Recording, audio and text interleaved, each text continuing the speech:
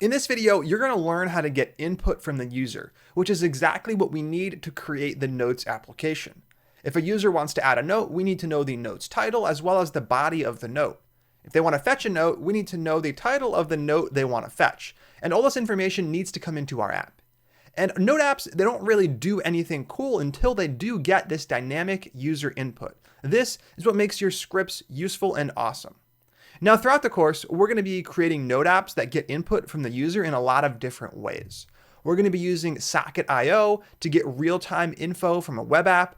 We'll be creating our own API so other websites and servers can make AJAX requests to our app. But in this video, we're going to start things off with a very basic example of how to get user input. We're going to be getting input from the user inside of the command line. That means when you run the app in the command line, you'll be able to pass in some arguments. Those arguments will be available inside of Node, and then we can do something with them like create a note, delete a note, or return notes. To kick things off, let's go ahead and run our app from the terminal. We're going to run it pretty similarly to how we ran it in the past. We're going to start with Node. I'm not using nodemon since we're going to be changing the input. Then we're going to use app.js, which is the file we want to run. But then we can still type other variables. We can pass all sorts of command line arguments in. We could have a command, and this would tell the app what to do, whether you want to add a note, remove a note, or list a note. That might look something like this. This would add a note, we could remove a note like this, and we could list all of our notes using the list command. Now, when we run this command, the app is still going to work as expected. Just because we passed in a new argument doesn't mean our app is going to crash. And we actually have access to this argument already, we're just not using it inside of the application. To access the command line arguments your app was initialized with, you're going to want to use that process object that we explored in the very first section of this course. We can go ahead and log out all of the arguments using console.log to print them to the screen. It's on the process object, and the property we're looking for is argv. Argv is short for arguments vector, or in the case of JavaScript, it's more like an arguments array. This is going to be an array of all of the command line arguments passed in, and we can use them to start creating our application. Take a moment to save app.js, and then we're going to go ahead and rerun this file. And right here, we have 3 items. The first 2 are not particularly useful. One points to the executable for Node that was used. The second one points to the app file that was started. In this case, it was app.js. The third one, though, this is where our command line arguments start to come into play. Right here, we have our list showing up as a string, and this is fantastic. That means we can access that third item in the array, and that is going to be the command for our note application. Let's go ahead and do that right now. I'm going to make a variable called command and set it equal to process.argv, and we're going to grab that item in the third position, which is the index of 2. Then we can go ahead and log that out to the screen. By logging out command, the string, then I'm going to go ahead and as the second argument, pass in the actual command that was used. And this is just a simple log to keep track of how the app is getting executed. The cool stuff is going to come when we add if statements that do different things depending on that command. Let's go ahead and create an if-else block down below. If the command equals add. If that's the case, we're going to go through the process of adding a new note. Now, as you notice, we're not specifying the other arguments that are going to be necessary for that, like the title or the body. We'll get to that in just a few videos. For now, though, if the command does equal add, we're going to go ahead and use console.log to print adding new note. Awesome. And we can go ahead and do the exact same thing with a command like list. Else if command equals the string list. If the command does equal the string list, we're going to go ahead and run this block of code using console.log to print listing all notes. We can also add an else clause if there is no command. Else console.log command not recognized. Perfect. With this in place, we can now rerun our app for a third time, and this time around, you see we have the command equal to list, and listing all notes shows up. This means we were able to use our argument to run different code. Notice that we didn't run adding new note, and we didn't run command not recognized. We could, however, switch this from list to add, and in that case, we're going to get adding new note printing down below, and if we run a command that doesn't exist, like read, you can see command not recognized prints. So far, everything is working great. We're able to get that input from the user. What I'd like you to do is add 2 more else if clauses to our if block. One is going to be for the read command, which will be responsible for getting an individual note back. And another one called remove is going to be responsible for removing the note. All you have to do is add the else if statement for both of them, and then just put a quick console.log printing something like fetching note or removing note. Take a moment to knock that out as your challenge for this video. Once you add those 2 else if clauses, go ahead and run both of them from the terminal and make sure your log shows up. If it does show up, you are done. You can go ahead and click play. Take a moment to pause the video, knock that out, and when you're done, click play.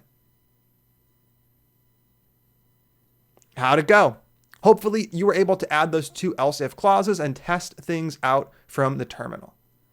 The first thing I'm going to do is add a else if for read. I'm going to open and close my curly braces and hit enter right in the middle so everything gets formatted correctly. Here, I'm going to check if the command variable equals the string read. In the future, we're going to be calling methods that update our local database with the notes, but for now, we're going to use console.log to print reading note. Perfect. The next thing that you need to do was add an else if clause that checks if the command equals remove. Else if, I'm going to open and close my condition and hit enter just like I did before.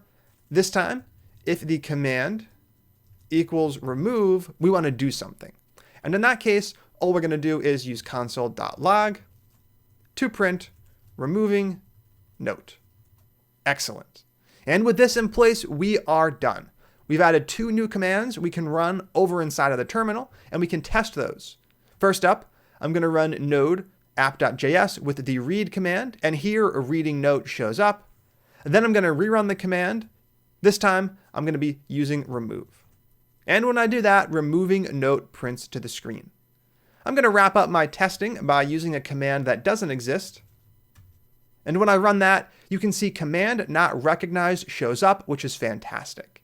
Now this is step 1. We now have support for various commands.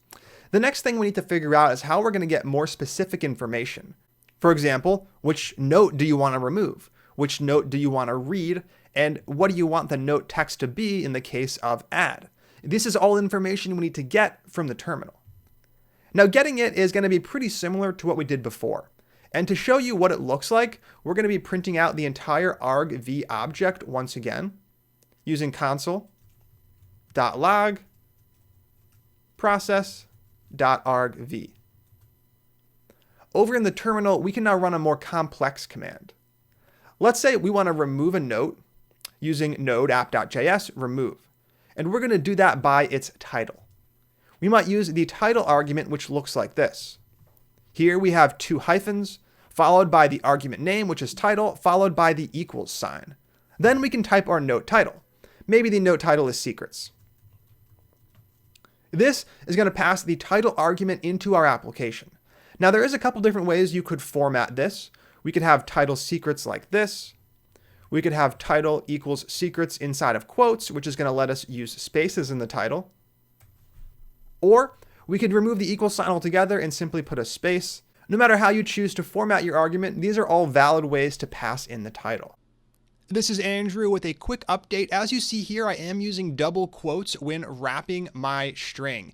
Now, if you switch to single quotes, it's not going to break on Linux or OS X, but it is going to break on Windows. That means when you're passing in command line arguments like the title or the note body, you're going to want to wrap your strings when you have spaces in double quotes, not single. So if you are using Windows and you're getting some sort of unexpected behavior with your arguments, make sure you're using double quotes instead of single. That should fix the issue. For the moment, I'm going to keep the equal sign and the quotes and rerun the command. When I run the command this time, you can see we have our 2 arguments. These are the arguments that we don't need. We have our command, which is the 3rd one, and we now have a new 4th string, the title that is equal to secrets2. And this is great. Our argument was successfully passed into the application. The problem is that it's not very easy to use. Here we have to parse out the key, which is title, and the value, which is secrets2. When we use the command, which was the 3rd argument, it was a lot easier to use inside of our app. We simply pulled it out of the arguments array, and we referenced it by using the command variable and checking if it equaled add, list, read, or remove. Things get a lot more complex as we use different styles for passing in the arguments. If we rerun the last command with a space, instead of an equal sign, which is perfectly valid, our arguments array now looks completely different. Here we have the title as the 4th item, and we have the value, which is secrets2, as the 5th, which means we have to add other conditions for parsing. And this turns into a pain really quick, which is why we are not going to do it. We're going to use a third-party module called yargs in the next video to make parsing the command line arguments effortless. Instead of having strings like this one, or the one up above, we're going to get an object where the title property equals the secrets2 string. That's going to make it super easy to implement the rest of the Notes application. Before we go, let's take a quick moment to recap what we learned. First up, we learned that we can use command line arguments to pass data into our app. Inside of the app, we can use process.argv to grab that information and do something with it. In the case of our command, we run different code depending on the command the user wanted to use. This is all done because process.argv is automatically populated with all the command line arguments. You don't have to do anything special to get them. Now, parsing certain types of command line arguments, like key value pairs, becomes a lot more complex, which is why in the next video, we're going to be using yargs to do just that. So stay tuned. I will see you soon.